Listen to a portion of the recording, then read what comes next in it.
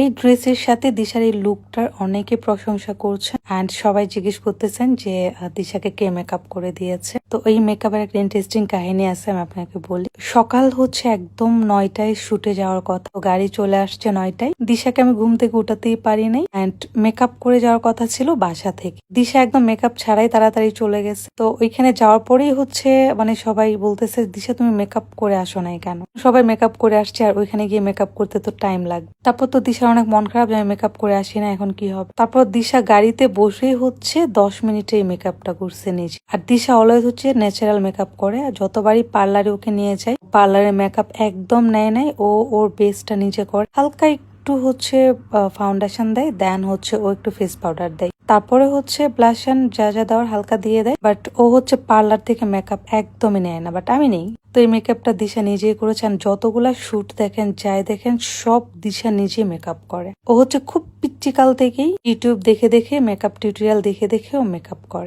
আমার ইদানিং খুব ইচ্ছে করে দিশাকে আমি এক মেকআপ আর্টিস্ট বানাই। ও খুব সুন্দর মেকআপ করতে পারে, একদম সিম্পলের মধ্যে ন্যাচারাল মেকআপ গুলা করে, অনেক ভাল লাগে আমার। আর ওর মেকআপ অলওয়েজ শর্টকাট। সো এই সবার প্রশ্নের উত্তরটা দিয়ে দিলাম, আর অনেক সুন্দর লাগছিল।